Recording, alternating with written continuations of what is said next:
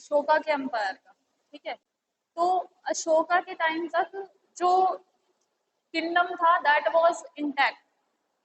ठीक है, that was intact. Intact means के वो कंट्रोल में था अशोका के। But after the death of Ashoka, जो उसके सक्सेसर थे, they were not as capable as Ashoka. Ashoka के जितने वो कुशल नहीं थे, और वो जो किंगडम था, एम्पायर, साम्राज्य को इंटैक्ट नहीं रख पाए। फिर क्या होता है, जैसे कोई अभी पॉलिटिक्स है, पॉलिटिक्स सभी जगह पर सेम है। सेम इन द सेंस कि अगर कोई किसी राजा की डेथ हो जाती है तो गृह युद्ध छिड़ जाता है ना। गृह युद्ध छिड़ जाता है कि कौन अब राजा बनेगा। तो उसमें गृह युद्ध जो था वो एक तरह से क्या था कि अ, अशोका के जो सक्सेसर थे उनके बीच नहीं हो करके जो बाकी के किंगडम जो अशोका ने जीते हुए थे वो फ्री करने लगे अपने आप को कि हम तो अब इंडिपेंडेंट है। अशोका की डेथ हो गई तो वी आर इंडिपेंडेंट। ठीक है, तो फिर जो उसके सक्सेसर थे वो भी उन्हें किंगडम को उसको दोबारा से कंसोलिडेट नहीं कर पाए, उसे पूरी तरह से फिर से जोड़ नहीं पाए। ठीक है, तो उसके बाद ये सब धीरे धीरे धीरे धीरे अशोका मौर्यन एम्पायर जो है वो कोलैप्स हो गया। ठीक है, अब उसमें जो मेन रीजन माना जाता है, जो लास्ट रूलर था, दैट इज बृहरथा। तो जो बृहरथा था लास्ट मौर्यन किंग, उसको जो मौर्यन एम्पायर में जो उनका सेनापति था, ये पुष्यमित्र सुंग, कमांडर इन चीफ, इसने उन्हें उनकी हत्या कर दी थी। ठीक है, असैसिनेशन। असैसिनेशन मतलब एक तरह से राज हत्या। जो कोई अच्छे डेलीगेट्स होते हैं ना, तो अगर उनकी हत्या होती है तो दैट इज असैसिनेशन। ठीक है, जो मतलब एक तरह से पॉलिटिकल टर्म है, यूज होती है। असैसिनेशन तुमने सुना भी होगा। ठीक है, तो इसके बाद शुंग ने अपनी डायनेस्टी इस्टेब्लिश की, दैट इज शुंग डायनेस्टी। किसने? पुष्यमित्र शुंग ने। कौन था पुष्यमित्र शुंग? मौर्यन एम्पायर में कमांडर इन चीफ था। ठीक है, और वो लास्ट मौर्यन किंग को उसने असैसिनेट कर दिया। He assassinated last Mauryan king. ठीक है, और fought against Kharavela king Kalinga. अब तुम्हें याद हो तो जब मौर्यन चंद्रगुप्त मौर्य थे तो उस समय अलेक्जेंडर आया था, अलेक्जेंडर ने हमला किया था यहाँ पे। तो फिर अलेक्जेंडर ने जब हमला किया तो उसके बाद उसका एक वो आया था एम्बेसडर, एम्बेसडर नहीं, उसका सेनापति कमांडर आया था, दैट इज सेल्यूकस निकेटर। तो सेल्यूकस निकेटर से चंद्रगुप्त मौर्य का युद्ध हुआ था, और चंद्रगुप्त मौर्य ने फिर एक ट्रीटी साइन कर ली थी उसके साथ में। और सेल्यूकस निकेटर ने अपनी बेटी भी दी थी शादी, मतलब मैरिज में इनको चंद्रगुप्त मौर्य से शादी करा दी थी अपनी बेटी की। तो अच्छे ग्रीक से जो थे उस समय हमारे रिलेशन अच्छे हो गए थे, जो during the time of Chandragupta Maurya और अशोका के भी टाइम। तो उस समय उनको क्या था, एक तरह से फियर रहता है कि दिस इज द किंग और ये बहुत ज्यादा शक्तिशाली है। तो बाद में ग्रीक्स का भी फियर खत्म हो गया। ग्रीक्स ने सोचा कि अब पाटलिपुत्र पे कब्जा कर लो। तो फिर पुष्यमित्र शुंग के टाइम पे ग्रीक्स ने भी हमला किया। ठीक है, बट पुष्यमित्र शुंग शुंग जो था वो इतना केपेबल नहीं था कि वो इतना लड़ सके। ठीक है, तो ज्यादा साल तक इसने पुष्यमित्र शुंग ने राज नहीं किया था। ठीक है, और इस ये जल्दी इसका बस फिर बाद में इसके वो आए थे, इसका बेटा बना इसका अंगमित्रा, अग्निमित्र, इसका बेटा जो था वो रूलर बना। और उसके बाद लास्ट रूलर जो बचा था दैट इज देवभूति। अब पुष्यमित्र शुंग जो था इसके बारे में कहा जाता है कि he is a staunch follower of Brahmanism. ठीक है, स्टाउंच अगर वर्ड कहीं भी यूज करते हैं तो इट मीन्स के he was the only follower of Brahmanism, है ना। तो उसके बारे में ये कहा जाता है कि उसने जो बुद्धिज्म था उनको परसिक्यूट किया था, बट दिस इज रॉन्ग। ठीक है, उसने बुद्धिज्म जो फॉलोवर थे बुद्धिज्म के उनको परसिक्यूट नहीं किया था। परसिक्यूट मीन्स के प्रताड़ित करना या उनको भगा देना वहां से, है ना, परसिक्यूशन जिसे यूज करते थे हम। ठीक है, तो उसने ऐसा नहीं किया था। रियलिटी में क्या था, उसने जो सांची में स्तूप है, सांची स्तूपा जो है बुद्धिज्म, जो एक स्तूप है सांची स्तूप, उसने इसे भी प्रिजर्व किया था, पेट्रोनाइज किया था, संरक्षित किया था। और भरूच स्तूप भी है। तो बेटा ये उन्हीं के एफर्ट थे कि इतना ओल्ड स्तूप अभी भी भोपाल में एज इट इज है। ठीक है, तो पेट्रोनेज सभी राजाओं ने दी है। ठीक है, कुछ एक्सेप्शंस हैं, जैसे नादिर शाह का हो गया, या कुछ कुछ ऐसे एक्सेप्शंस है, अहमद शाह अब्दाली हो गया, ये जो ऐसे भी आए हैं, जैसे कि तिमूर हमारे यहाँ आया नहीं था, पूरी तरह से नहीं आया था तिमूर, लेकिन ऐसा कहा जाता है कि अच्छा है नहीं आया, क्योंकि ही वॉज वेरी मतलब क्या बताओ, क्रूअल, क्रूअल वर्ड भी छोटा उसके लिए, उसके रास्ते में जो आता था सबको मार देता था। ठीक है, तिमूर नाम सुना है कभी? तिमूर कुछ एक, he was from central Asia. Central Asia में कंडीशन तुम्हें पता होनी चाहिए, सेंट्रल एशिया में कैसी कंडीशन है, वहाँ पे हार्श क्लाइमेट है। हार्श क्लाइमेट मतलब कि वहाँ बहुत कोल्ड क्लाइमेट है, वहाँ कुछ उगता नहीं था। अब तो टेक्नोलॉजी है, अब से तुम उस समय वो देखो कि जब इलेक्ट्रिसिटी कुछ भी नहीं था, ठीक है, तो वहाँ पे बहुत हार्श क्लाइमेट था, और वहाँ से ये लोग एक काइंड ऑफ लुटेरे थे फिर। लुटेरे मतलब कि ये लोग एडजॉइनिंग जो एरिया थे उनको लूटते थे अपनी नीड के लिए, कि कुछ था ही नहीं करने के लिए तो लूटते थे, तो ही वाज अ काइंड ऑफ लुटेरा। और बट लेकिन ऐसा नहीं कि वो पैसा लूट रहा है, वो रास्ते में जो आता था उनको मार देता, इररिस्पेक्टिव को बच्चे हैं महिला है कोई है, मार देता था।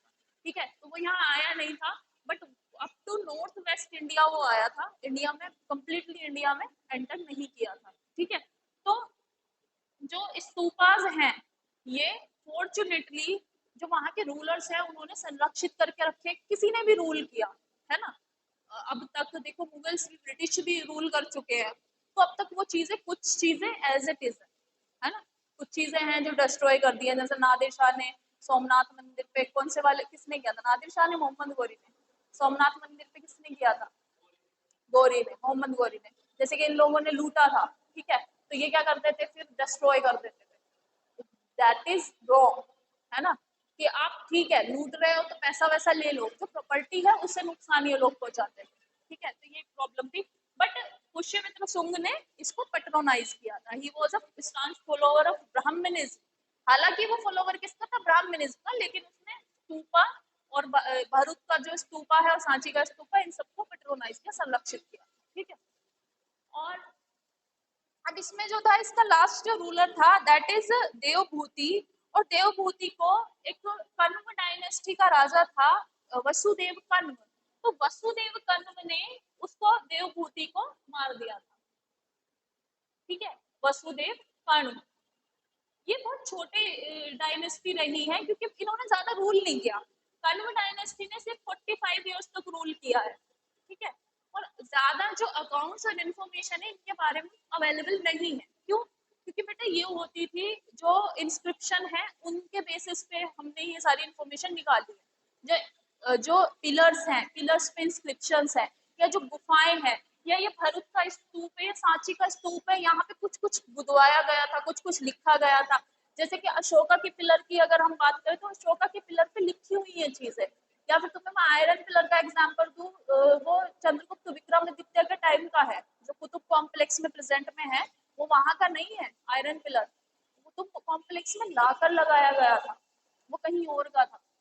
अब उसकी पोजीशन प्रेजेंट में क्या थी ये डिस्प्यूटेड है, डिस्प्यूटेड मीन्स के विवाद है कि करेक्ट किसी को नहीं पता कहाँ से लाए थे, है ना, बट जहाँ पे चंद्रगुप्त जो विक्रमादित्य थे गुप्ता डायनेस्टी के, वो जहाँ रूल करते थे, किस एरिया में रूल किया था उन्होंने, इसी में पाटलिपुत्र और ये जो इलाहाबाद प्रयागराज वाला रीजन है यहाँ पे, तो संभवतः यहाँ पे कहीं था वो आयरन पिलर और वहां लगाया गया। तो तुम कभी जाने का मौका मिले तो तुम उसे गौर से देखना, फोटो में खिंचवाना, मतलब फोटो खिंचवा लेना, लेकिन उसे देखना, लोग क्या करते हैं बस गए सेल्फी क्लिक कर ली बस, तुम जा रहे हो किसी हिस्टोरिकल प्लेस पे तो कम से कम उस चीज को देखो कि अच्छा ये कब बनी थी, क्यूरोसिटी होनी चाहिए ना, कि ये जो अगर ये स्टोन यहाँ पे पर्टिकुलर लगा है तो ये कितना पुराना हो सकता है, इस पे कोई चीज लिखी है, इसका कोई मतलब हो सकता है या नहीं, कि जैसे कि तुम आयरन पिलर पे देखोगे तो ब्राह्मी लिपि और जो प्राकृत लैंग्वेज ब्राह्मी थी शायद उस समय, ब्राह्मी या प्राकृत यूज करते थे, यही लैंग्वेज थी, संस्कृत बाद में आई है, ब्राह्मी प्राकृत पाली लैंग्वेज ये यूज होती थी उस समय, जो बुद्धिज्म की जो टेक्स्ट है वो भी ज्यादातर पाली लैंग्वेज में है ना, तो वो उस पर कुछ लिखा हुआ है, गौर से देखना, समझ में भले ही नहीं आए पर देखना कि उसमें कुछ लिखा हुआ है। ठीक है, और पहले लोग क्या करते थे, महरौली उसमें कुतुब कॉम्प्लेक्स में उस पिलर पे नाम लिखना स्टार्ट कर दिए थे, वही जो मैंने तुम्हें बताया था, नाम लिखने क्या कि कोई गया लिख दिया। तुम ये बताओ वो चीज दैट इज इंडियन हेरिटेज, वो हमारा कल्चर है, तुम उसे खत्म कर रहे हो। तो फिर क्या किया उन्होंने, वहां पे लोहे का एक सर्कल बना दिया उसके चारों ओर, ताकि कोई अंदर ना जा पाए। इस तरह के लोग भी है ना। तो ये चीज है। अब इसके बाद क्या हुआ, शुंग डायनेस्टी के बाद कण्व डायनेस्टी आई। जो वसुदेव कण्व था उसने लास्ट जो शुंग जो रूलर था उसको मार दिया था, देवभूति को। और उसके बाद इसने कण्व डायनेस्टी का वो किया, क्या बोलते हैं, शासन। कण्व डायनेस्टी ने शासन किया और इसने इसका एस्टेब्लिशमेंट किया, फाउंड किया। अब फिर कण्व जो थे, कण्व डायनेस्टी का जिस तरह से वो होता है पतन, उसके बाद फिर आती है गुप्ता डायनेस्टी। ठीक है, तो इस बाद में हम पढ़ेंगे गुप्त के बारे में। अब शुंग क्यों इंपॉर्टेंट है, क्यों हम पढ़ते हैं शुंग डायनेस्टी को? बेटा अगर कोई भी डायनेस्टी है तो उसकी इंपॉर्टेंस कुछ ना कुछ तो होती है, या तो उन्होंने कल्चर के क्षेत्र में कुछ दिया हो, या पॉलिटिकल, या कुछ, या फिर इन टर्म्स ऑफ सिक्योरिटी हो। तो जब तक शुंग रहे थे, शुंग ने गेंजेटिक वैली को फॉरेन इन्वेजन से बचाया था। जैसे कि मैंने बताया कि ग्रीक्स, फिर अशोका की डेथ के बाद ग्रीक्स को ये लगा कि अब तो कोई नहीं बचा, अब we can just capture it. तो उन्होंने कैप्चर करने की कोशिश करी गेंजेटिक वैली को पूरा, पाटलिपुत्र वगैरह, मगध एम्पायर पूरा। ठीक है, लेकिन इन्होंने जो पुष्यमित्र सुंग था इसने डिफेंड किया गेंजेटिक वैली को, उनके अगेंस्ट में फोर्ट किया युद्ध। ठीक है, और कल्चर के स्पेयर में अगर देखें तो ब्राह्मणिज्म में हॉर्स सेक्रीफाइस होता था पहले, हॉर्स सेक्रीफाइस, अश्वमेध यज्ञ कहते थे।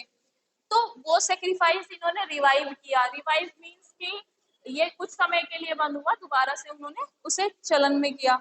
और इन्होंने संस्कृत लैंग्वेज, जो मेन जो इनका वो माना जाता है, that is the Sanskrit language को इन्होंने संरक्षित किया। ठीक है, संस्कृत को, संस्कृत लैंग्वेज को इन्होंने संरक्षित किया। और ये एक ट्रांजिशन पीरियड था बुद्धिज्म और ब्राह्मणिज्म का, कि जब बुद्धिज्म का इंडिया से डिक्लाइन हो गया और ब्राह्मणिज्म ने धीरे धीरे अपना चलन इनका स्टार्ट हो गया। संस्कृत लैंग्वेज में फिर बुक्स लिखी जाने लगी, कंपाइलेशन हुआ। तो एक तरह से एवोल्यूशन है कि फिर पाली प्राकृत लैंग्वेज खत्म हो गई और संस्कृत लैंग्वेज की तरफ धीरे धीरे ये चलन शुरू हो गया।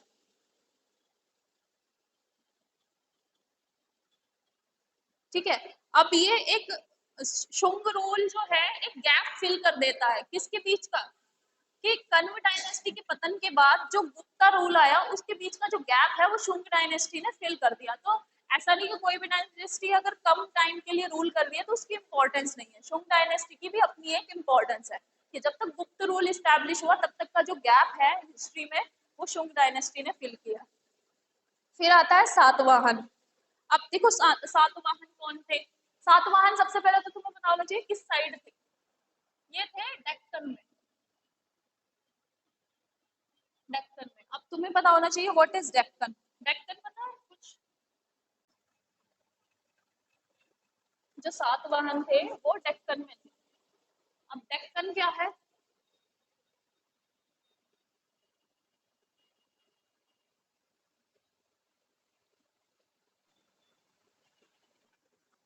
और उस समय कोई अफगानिस्तान नहीं था। ठीक है, उस समय क्या था, दैट इज एम्पायर, मतलब प्रेजेंट बाउंड्री भी देखो और उस समय जो बाउंड्री थी वो भी देखो। ठीक है, तो मगध एम्पायर था अप टू दिस, इसे कहते थे बेटा north west frontier province, north west frontier, ये नॉर्थ वेस्ट प्रोविंस ही थी। ठीक है, अब सबसे ज्यादा जो इन्वेजन होते थे वो इस साइड से होते थे। क्यों? क्योंकि यहाँ पर अगर तुम देखोगे तो देयर आर हिमालयास। ठीक है, यहाँ पर अगर देखो तो हिमालय, हिमालय देखने में लगते हैं बट इतने ऊंचे हैं कोई क्रॉस नहीं कर सकता। बट यहाँ पर हिमालय के साथ साथ यहाँ कुछ कुछ पासेज हैं। पासेज मीन्स कि अगर यहाँ के पास बात करें तो यहाँ पे एक पास है दैट इज खैबर पास। पास मतलब दो, मान लो कुछ दो रेंज है, दो माउंटेन्स हैं, उनके बीच में गैप बन जाता है तो उस गैप को कहते हैं पास। तो यहाँ पे कुछ पासेस थे जिन पासेस के थ्रू फॉरेनर्स आ जाते थे इधर। ठीक है। बट यहाँ की अगर तुम बात करो इस जगह की, तो यहाँ पर कोई भी माउंटेन नहीं है। अगर हम बात करें यहाँ पर, ये पामीर नोट है, पामीर नोट के इधर ये चाइना के माउंटेन है, ये इधर अफगानिस्तान का है, यहाँ पर है ये है सुलेमान रेंज जो पाकिस्तान में है। नहीं, सुलेमान रेंज पाकिस्तान में, मैंने वहां कहाँ बना दिया, अफगानिस्तान में। ये अफगानिस्तान में, और यहाँ पे कुछ रेंज है that is Sulaiman range, Kirthar range, ये पाकिस्तान में। लेकिन ऐसा नहीं है कि जो हिमालय है दे आर कंटिन्यूअस, हिमालय तो कंटिन्यूअस है, छोटे छोटे पास बने हुए हैं, और वो पास ऐसे हैं इस साइड से आया ही नहीं जा सकता है इंडिया में। ठीक है, एक तरह से जो हिमालयाज है वो हमारे प्रोटेक्टर है, हिमालयस की वजह से इंडिया बचा हुआ है सेंट्रल एशिया से। ठीक है, तो ये एक तरह से हमारा प्रोटेक्टर ही, काफी ऊंचे ऊंचे हैं, माउंट एवरेस्ट है, धौलागिरी, ये सारी रेंज बहुत ऊंची है, यहाँ नहीं आता, और आ भी जाएगा ना तो जिंदा नहीं वापस जाएगा, क्योंकि इतना इनहॉस्पिटेबल है, स्नो पीक है, ऑक्सीजन है नहीं। ठीक है, ऊपर जाके ऑक्सीजन नहीं होती है, तो यहाँ पे कुछ कुछ पासेस होते हैं, तो यहाँ पासेस से आए थे ग्रीक्स। ठीक है, इस रास्ते से, ये यहाँ पर से, इससे, तो ये वाला जो ये जो पूरा था, दिस इज मगध एम्पायर, ये पूरा अप टू दिस पाकिस्तान और दिस अफगानिस्तान, है ना। और प्रमाण क्या क्या है, क्योंकि बेटा जो उस समय तक्षशिला है या कंधार है, गांधार, वहां पर बुद्धिज्म की मूर्तियां मिली थी। हमें कैसे पता चला कि वहां तक था, क्योंकि वहां पर वो सारी चीजें मिली है जो हमारे यहाँ से बिलोंग करती थी। ठीक है, और मेंशन भी था, मेंशन मीन्स कि जो वो ग्रंथ थे, ग्रंथ में लिखा हुआ है कि मगध का साम्राज्य कहाँ तक था। जैसे कि तुम्हें याद हो मेगास्थनीज आया था चंद्रगुप्त मौर्य के टाइम पे, ग्रीक जो एम्बेसडर था दैट इज मेगास्थनीज, जिसने लिखी है इंडिका बुक, उसने अपनी इंडिका बुक में भी मेंशन की है ये जगह कि अप टू अफगानिस्तान तक हमारा साम्राज्य था। ठीक है, तो मौर्यन एम्पायर यहाँ था, और ये जो है इसको कहते हैं बेटा डेक्कन, डेक्कन प्लेटू, डेक्कन प्लेटू। ठीक है, डेक्कन प्लेटू, तो इसे कहते हैं डेक्कन प्लेटू। और जो सातवाहन थे वो कहाँ के रहने वाले थे, इस डेक्कन प्लेटू के, यानी प्रेजेंट डे तुम लगा सकते हो, मतलब क्या है, कर्नाटका महाराष्ट्र वाला जो रीजन है दैट इज डेक्कन प्लेटू। ठीक है, इसे डेक्कन प्लेटू कहते हैं। मतलब तो तुम ज्योग्राफी में तुम्हें मैं बता दी थी कि ये हिमालयाज हो गए, यहाँ पर अरावलीज है, यहाँ पर सतपुराज है। ठीक है, सतपुराज और विंध्याज हो गए, ये वेस्टर्न घाट हो गए, ये ईस्टर्न घाट है।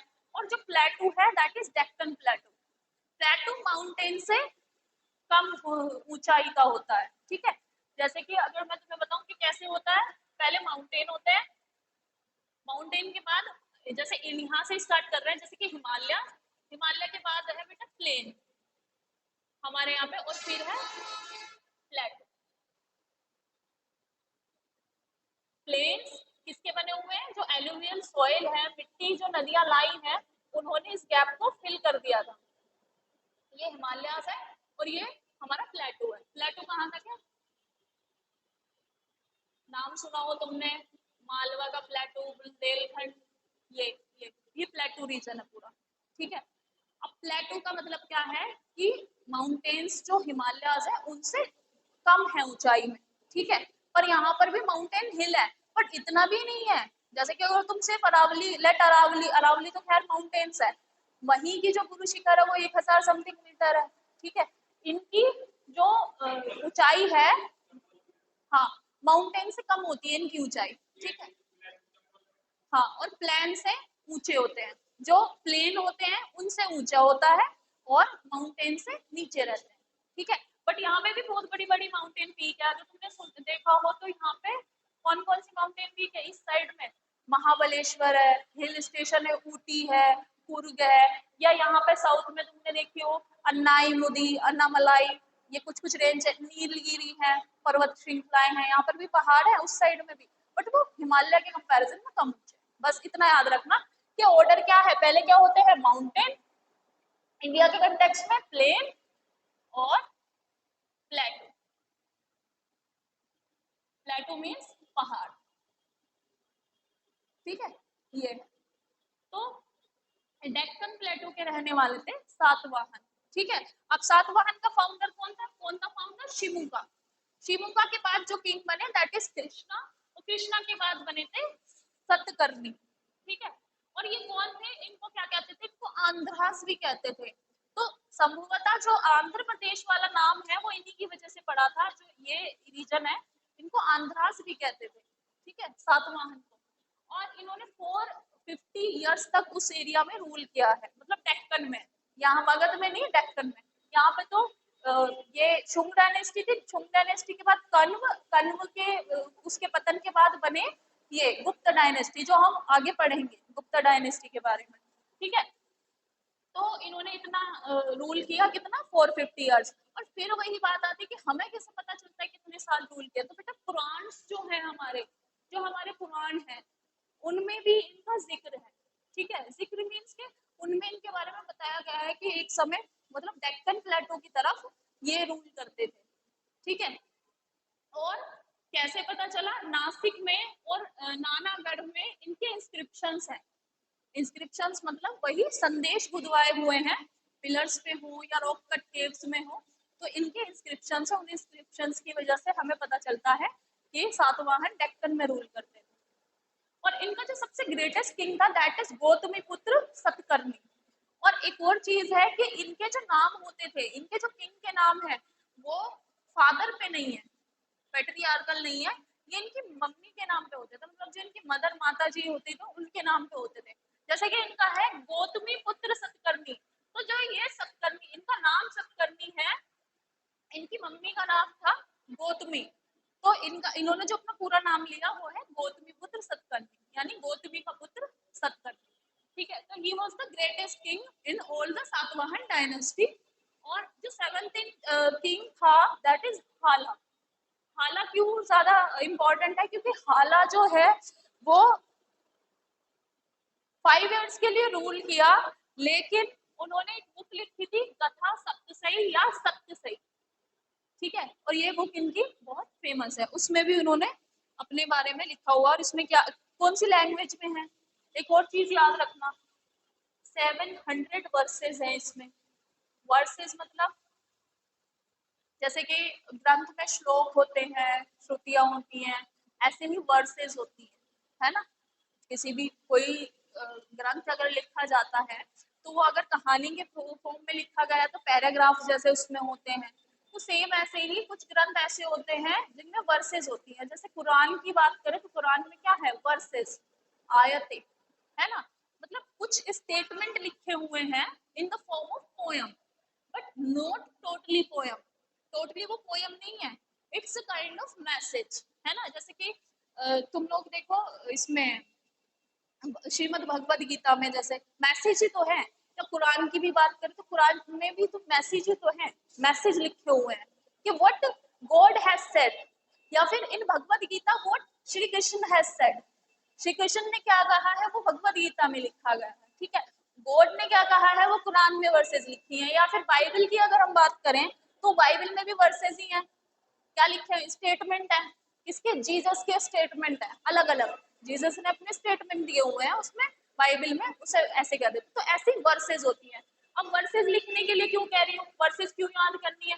क्योंकि अभी रिसेंट में ही यूपीपीसीएस में एक क्वेश्चन आया था और वी वर शॉक्ड, हम देख के शॉक हो गए कि ये क्या पूछ लिया।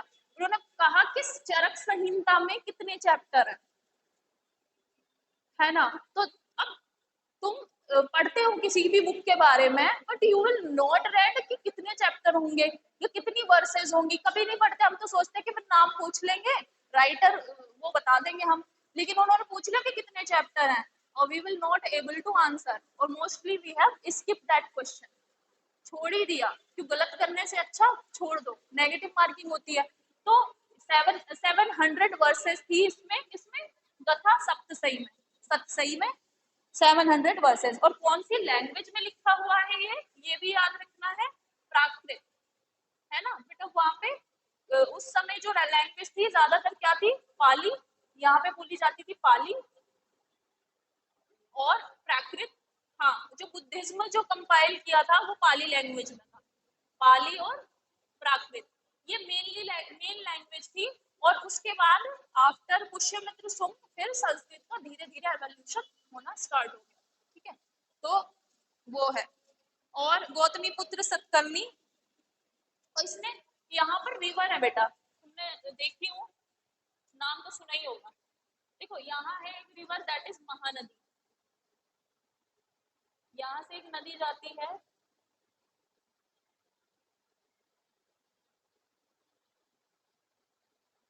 गोदावरी और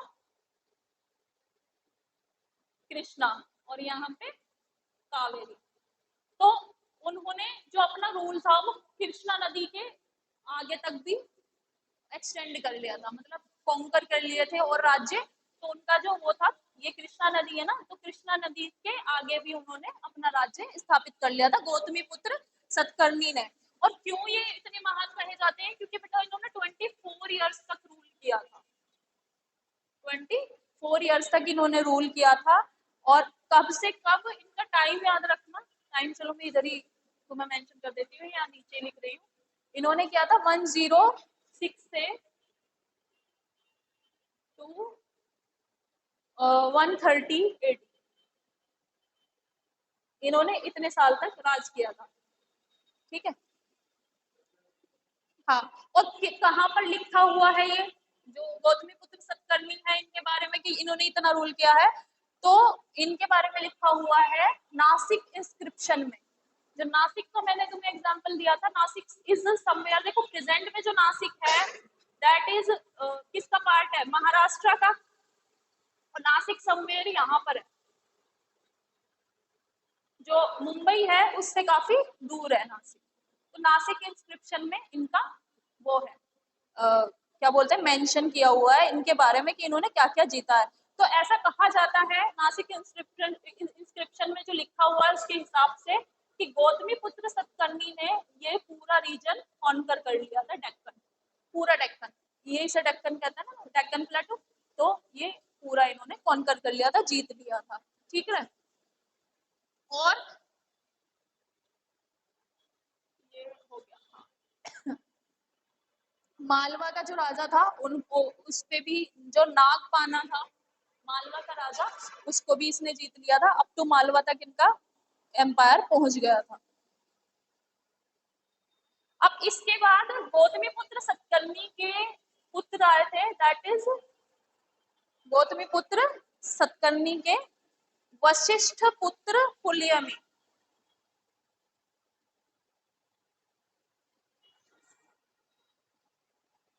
पुत्र पुलियमी,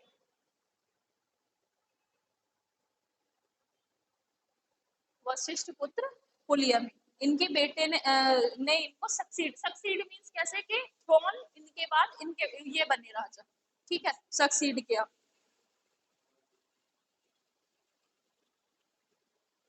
अब लास्ट रूलर जो था वो था यजना श्री सतकर्णी। यज्ञ श्री सतकर्णी जो लास्ट रूलर था सातवाहन का, लास्ट, दैट इज यज्ञ श्री सतकर्णी। श्री सतकर्णी है। टोटल नहीं पता कितने थे। मतलब देखो तुम लगा सकते हो कि शिमू का फाउंडर, उसके बाद कृष्णा और फिर श्री सतकर्णी, फिर बीच में गैप है। उसके बाद जो 17th किंग बने थे दैट इज हाला। हाला के बाद देन पुष्यमित्र, ये गौतमी पुत्र सतकर्णी। गौतमी पुत्र सतकर्णी के बाद इनके बेटे वशिष्ठ पुत्र। इनके बाद जो लास्ट रूलर थे दैट इज यजना श्री सतकर्णी। तो बीच में भी गैप है, मतलब जिनका मेंशन नहीं दिया गया।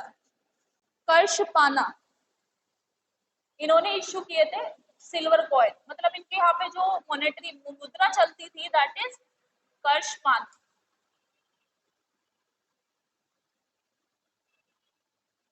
कर्षपाना, ठीक है, ट्रेड के लिए यूज होते थे। ठीक है, कहीं भी कोई भी कॉइन होते हैं, जैसे अभी हम रुपी यूज करते हैं, ऐसे इनके टाइम में सिल्वर कॉइन यूज होते थे, उनका नाम था कर्षपाना।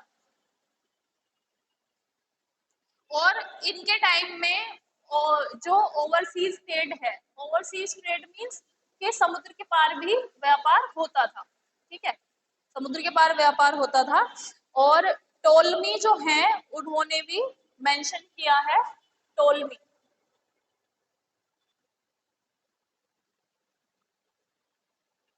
इन्होंने भी मेंशन, देखो पी इसमें साइलेंट है, विल है ना, इसका जो प्रोनाउंसिएशन होगा वो टोलमी होगा। टोलमी ने भी बताया है कि डेक्कन में काफी पोर्ट थे। डेक्कन, क्योंकि देखो ऑब्वियस सी बात है ना कि कोस्ट लाइन है तो पोर्ट तो होंगे इनका यहाँ पे डेक्कन रीजन में, ठीक है। तो इसमें जो पोर्ट था that is Kalyani port, Kalyani port, जो बहुत फेमस पोर्ट था इनके राज्य का, वो कल्याणी पोर्ट था, जहां से ये ओवरसीज ट्रेड करते थे। और गंडक सेला और गंजम, ये ईस्ट कोस्ट है, ये वेस्ट कोस्ट है, ठीक है। तो इस पे ईस्ट कोस्ट पे थे गंडक सेला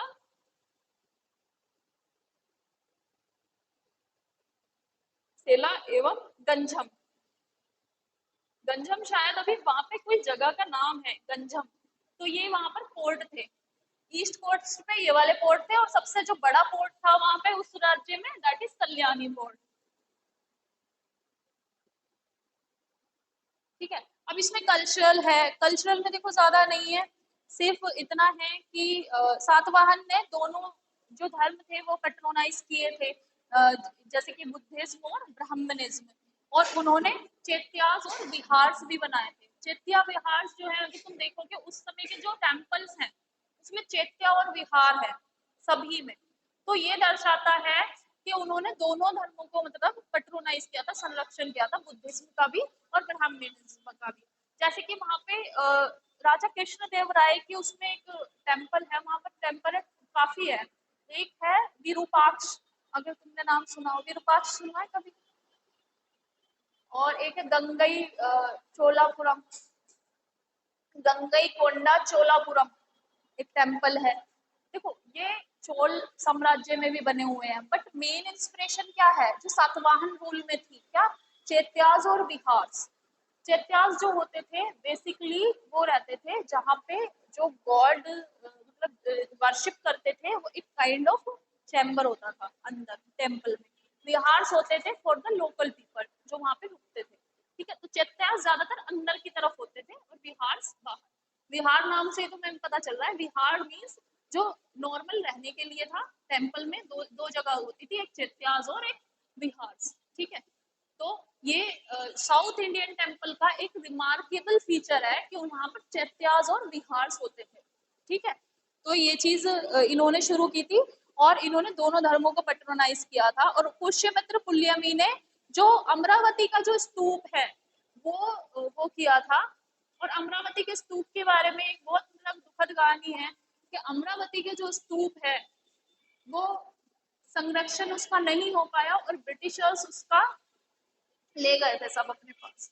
मतलब इन लोगों के म्यूजियम में उसके रेमेन्स रखे हुए हैं, अमरावती का स्तूप, जैसे कि मेंशन होता है ना, सांची का स्तूप है, भरूच का स्तूप है, अमरावती का भी है। Amaravati is somewhere in Andhra Pradesh, present day Andhra Pradesh में अमरावती है ना, ऐसा कहा जा रहा है कि यहाँ पर समवेयर हियर इज अमरावती, ठीक है। तो ऐसा कहा जा रहा है कि जो अमरावती है वो अब आंध्र प्रदेश की राजधानी बनानी है, क्योंकि तेलंगाना की तो हैदराबाद हो गई। अब जो आंध्र प्रदेश है उसकी राजधानी के लिए थोड़ा सा विवाद है, वो चाहते हैं 3 राजधानी बनाए, एक अमरावती को बनाना चाह रहे हैं, एक विशाखापट्टनम को, और एक कुन्नूर को, ठीक है। तो लेकिन गवर्नमेंट हमारी जो सेंट्रल गवर्नमेंट है वो इनके प्रस्ताव को पारित नहीं होने दे रही है, क्यों? क्योंकि राजधानी सिर्फ एक ही हो सकती है, आप 3 नहीं बना सकते कैपिटल। तो ऐसा कुछ हो रहा है। तो अमरावती का स्तूप जो है ब्रिटिशर्स उसके रिमेन्स ले गए थे। तो बहुत सारी चीजें ऐसी हैं बेटा जो हमारी थी और हमारे पास है नहीं। जैसे कि अगर मैं तुम्हें बताऊं, जो शाहजहां की एक बुक थी, उसका नाम था बादशाहनामा, औरंगजेब की लिखी हुई एक बुक थी। औरंगजेब शायद ही इज नॉट राइटर, मतलब उसने लिखा नहीं था, किसी ने लिखवाई थी, दैट इज आलमगीर नामा, अपने नाम से जो आलमगीर, हाँ आलमगीर नामा, या शाहजहां की बुक थी बाबर, ये शाहनामा या बादशाहनामा, या फिर तुजुक बाबरी जो बाबर ने खुद अपने हाथ से लिखी थी, ये बुक है। और जैसे कि अगर मैं तुम्हें इसकी बात कहूँ कि इंडिका थी मेगास्थनीज की, तो बेटा बहुत सारी चीजें हैं जो हमारे पास थी पर हमारे पास है नहीं। जो प्रतियां हैं, पुराने पुराने ग्रंथ हैं, वो हमारे पास नहीं है। ब्रिटिशर्स उस समय थे, सब ले गए। और एक और चीज तुम्हें याद हो कि जो रेड फोर्ट है, अभी पुरानी चीजें तो चलो खत्म हो गई थी, जो रेड फोर्ट है, रेड फोर्ट में इतना कुछ था, कितना कुछ होगा कि वहाँ की मतलब वहाँ का इंफ्रास्ट्रक्चर, वहाँ की चीजें, वहाँ के राजा महाराजाओं का जो वो था, कपड़े या कुछ भी चीज, वहाँ पे कुछ नहीं है। तुम जाके देखना, तुम्हें कुछ नहीं मिलेगा वहाँ पे, सीरियसली। क्या हुआ है तो फिर वहां की चीजों को सब ले गए ब्रिटिशर्स। और कहाँ पे रखे हैं? लंदन ब्रिटिश म्यूजियम में। अगर देखा जाए तो हमारी है, तो भाई हमारी है तो हमारे म्यूजियम में होनी चाहिए। हमारी लोगों को भी पता चला कि हमारे कल्चर में कितनी चीजें थी। या अमरावती के जो स्तूप है, उसके रेमेंस भी ले गए वो। पैसा अभी ऑक्शन होने लगे ना, मिलियन बिलियन में। अगर अगर हम लेना चाहेंगे तो बेटा वी हैव टू पे फॉर दैट, और शायद इतना पे करना पड़े कि दूसरी कंट्री उसको दुगना दे देगी, इतना हम नहीं लगा पाएंगे। ठीक है, तो वो वहां पर है। तो इसलिए बहुत सारी चीजें हमें मतलब, हमें सिर्फ ये है वहां पे जाके we can just translate them, और वो चीज हम यहाँ पढ़ रहे हैं, बट ओरिजिनल जो कॉपीज हैं वो हमारे पास नहीं है, जो कि दे शुड बी। जैसे कि for instance Kohinoor, Kohinoor is India का है, तो it should be in India, but कहाँ है? ब्रिटिश की क्राउन में। ठीक है, तो ये चीजें हैं कि जो चीज हमारी है वो हमारी होनी चाहिए। तो अभी कुछ प्रोसीजर चलाने कह रहे थे कि यूनेस्को जो है, यूनाइटेड नेशन की जो कल्चरल ऑर्गेनाइजेशन है, उसके तहत कि वहां पे केस किया जाए कोहिनूर को वापस लाने के लिए। ठीक है, और मैंने तुम्हें बताया ही था कि वो कैसे कैसे गया था।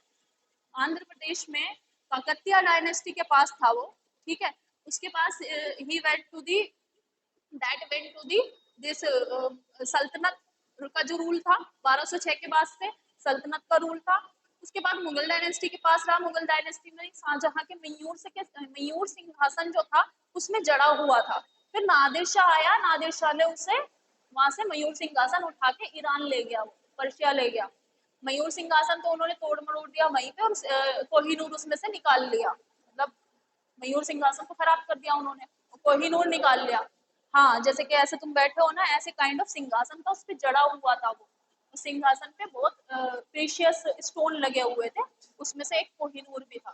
ठीक है, और कोहिनूर क्यों सिर्फ इतना इम्पोर्टेंट है? क्योंकि दैट इज ओनली वन, और वर्ल्ड का सबसे बड़ा जो हीरा है, डायमंड है, दैट इज कोहिनूर।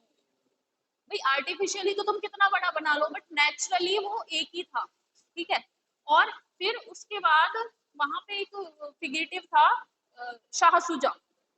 फिर वो शाह सुजा के पास चला गया जब नादिर शाह मर गया। तो फिर शाह सुजा से महाराजा रंजीत सिंह ने उसे जीत लिया। शाह सुजा से कोहिनूर भी ले लिया।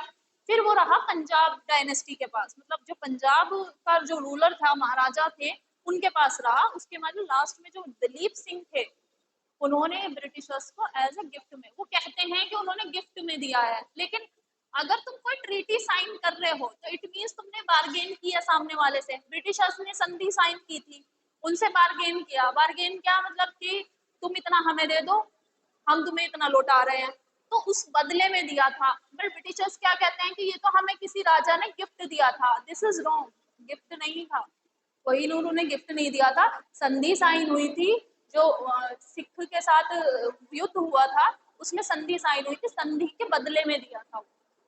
हाँ, तो इट शुड बी आर्स, और इंडिया का ही होना चाहिए था, बट वो ले गए और कनिंगली ले गए। पर एक उसमें एक और चीज भी ये आती है कि जिस तरह से उन्होंने ये चीजें पोर्ट्रेट की और फिर इंडिया को ऑपरेशन किया, तो हमारा जो था मेन अल्टीमेट गोल ये रह गया कि बस पहले इंडिपेंडेंस चाहिए, उसके बाद कोहिनूर आता रहेगा। तो वो चीजें फिर कहते ना कि डेड बॉक्स में चली गई, फिर बातें हुई नहीं उसके बारे में।